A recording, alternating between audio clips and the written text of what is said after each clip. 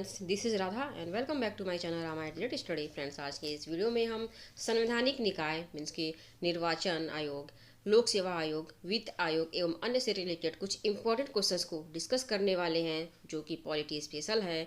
ये सारे questions friends आपके सभी कॉम्पिटिटिव एग्जाम्स के लिए मोस्ट इम्पॉर्टेंट हैं, इसलिए वीडियो से लास्ट तक ज़रूर बने रहिएगा। अगर आपको कोई भी प्रॉब्लम होता है तो हमें कमेंट बॉक्स में मैसेज ज़रूर करिएगा। चलिए शुरू करते हैं फ्रेंड्स।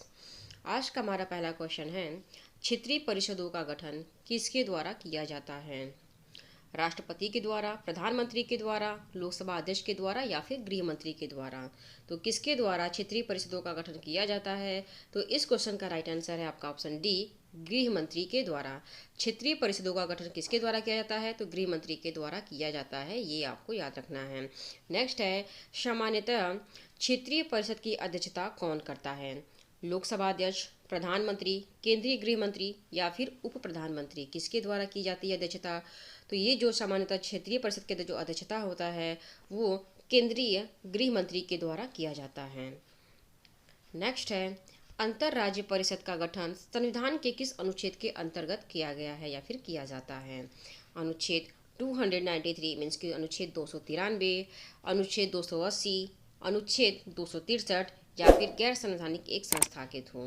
किसके द्वारा किया जाता है? तो ये जो किया जाता है ये है आपका ऑप्शन सी, अनुच्छेद 263 के द्वारा। अंतर्राज्य परिषद का गठन संविधान के अनुच्छेद 263 के द्वारा किया जाता है। नेक्स्ट है, किस आयोग ने अंतर्राज्य परिषद के गठन की सिफारिश की थी? राजमन्नार आयोग, फजल अली आयोग, स्वर्ण सिंह समिति या फिर सरकारिया आयोग? किसके द्वारा सिफारिश की गई थी? तो इसका राइट आंसर है आपका ऑप्शन डी, सरकारिया आयोग ने अंतर्राज्य परिषद के गठन की सिफारिश की थी। ये आपको याद रखना है, काफ़ी ज़्यादा इंपॉर्टेंट पॉइंट है फ्रेंड्स आपके सभी कॉम्पिटिटिव एग्जाम्स के लिए। नेक्स्ट क्वेश्चन है, अंतर्राज्यीय परिषद की स्थापना कब हुई है? 28 मई 1979, 28 मई 1990, 28 मई 1991 या फिर 28 मई 1992? कब हुई है? तो इसकी स्थापना, अंतर्राज्यीय परिषद की स्थापना 28 मई 1990 को हुई है। नेक्स्ट है, किस प्रधानमंत्री के कार्यकाल में अंतर्राज्यीय परिषद का प्रथम बार गठन किया गया है? राजीव गांधी, वीपी सिंह, चंद्रशेखर या फिर पीवी नरसिंह राव के? किसके राज्यकाल में या फिर कार्यकाल में किया गया है?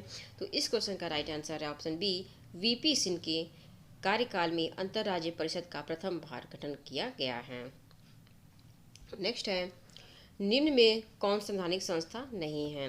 संघ लोक सेवा आयोग, वित्त आयोग, योजना आयोग या फिर नीति आयोग?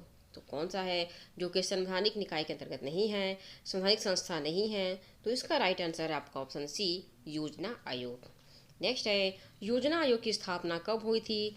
10 मार्च 1950, 15 मार्च 1950, 16 मार्च 1950 या फिर 20 मार्च 1950? कब हुई थी योजना आयोग की स्थापना?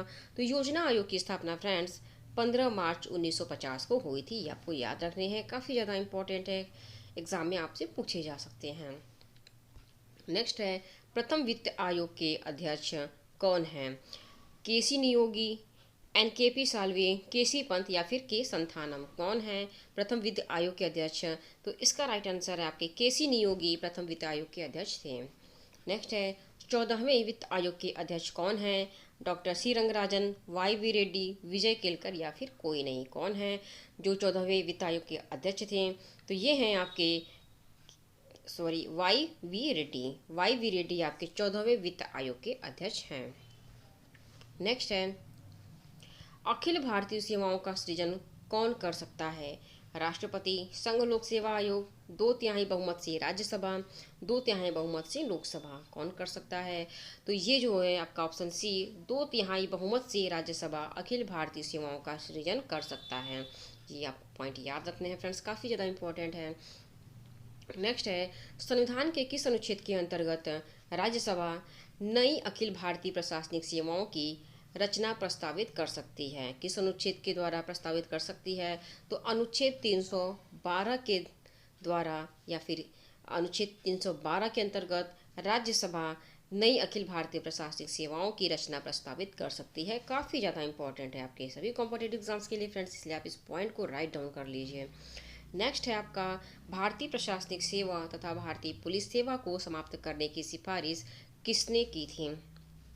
डेवर आयोग, खरे आयोग, वालकर आयोग या फिर राजमन्नार आयोग किसने की थी? भारतीय पुलिस सेवा और भारतीय प्रशासनिक सेवाओं को समाप्त करने की, तो ये की थी राजमन्नार आयोग ने।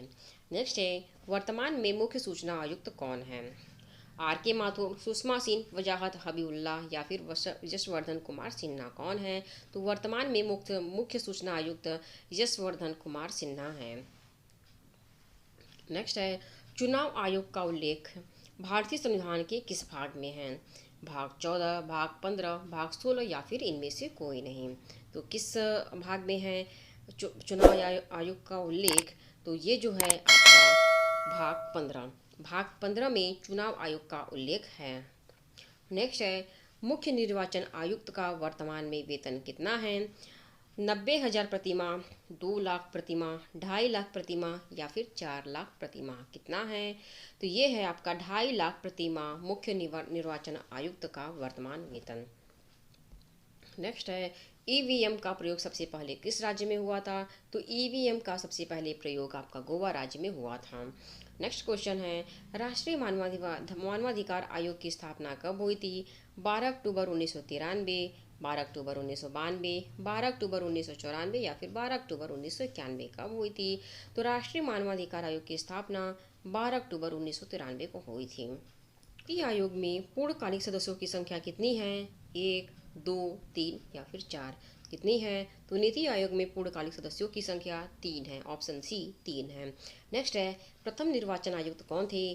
के सुंदरम, सुशील चंद्रा, BS रमा देवी या फिर सुकुमार सेन। तो कौन थे जो प्रथम निर्वाचन आयुक्त थे? तो ये हैं आपके सुकुमार सेन। सुकुमार सेन प्रथम निर्वाचन आयुक्त थे। नेक्स्ट है, संघ लोक सेवा आयोग के सदस्यों की नियुक्ति किस अनुच्छेद के तहत होती है?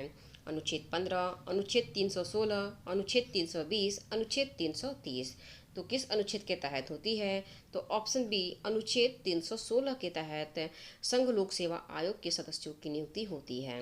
नेक्स्ट है, कुल कितनी अखिल भारतीय सेवाएं हैं? 2 हैं, 4 हैं, 3 हैं या फिर 5 हैं कितनी हैं? तो कुल 3 अखिल भारतीय सेवाएं हैं। कितनी हैं? 3 हैं। एक है IEAS, एक है IPS और एक है IFS। ये 3 अखिल भारतीय सेवाएं हैं, ये आपको पॉइंट याद रखने हैं। फ्रेंड्स, आज के लिए बस इतना ही। मिलते हैं अगले वीडियो में एक नए टॉपिक के साथ। वीडियो अगर अच्छी लगी तो चैनल को सब्सक्राइब कर दीजिए, लाइक और शेयर कर दीजिए। Thank you.